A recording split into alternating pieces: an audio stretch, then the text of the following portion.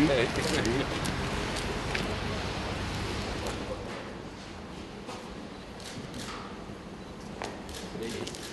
tā iesim nedaudz.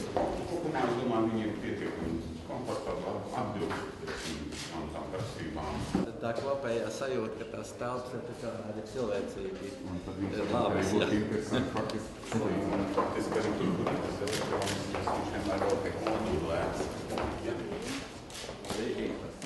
Tās cerams nav tiešām salikts, lai parādītu to nopietnību. Mēs jau gribētu gan, lai prezidents redz, ka dāmas tikai redz, ka ir aizmugurē. Tiešām dāmas nodarbojās ar reālu darbu un zināmā mērā šis ir smadzeņu centrs, jo faktiski šī ir viena no centrālām vietām, caur kuriem notiek visa pamatā lietu kustība senātā.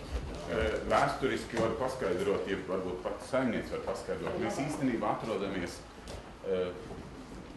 sākotnēji, mēs zinām, tā ir Tiesas pils, un šī telpa arī vēsturiski 30. gados bija, tajā laikā viņa ir augstākā tiesa, tas saucās Latvijas senāts, bet šeit bija senāta priekšsēdētāju kabinets. Jā.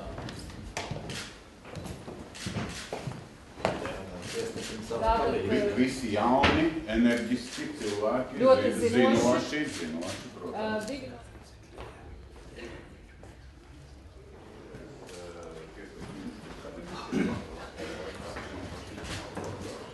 Šobrīd mums šeit ir lasītāji, un šobrīd šeit ir mūsu vadība.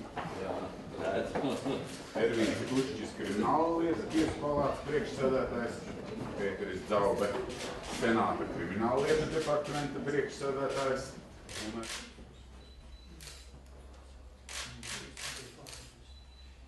Pēdējo.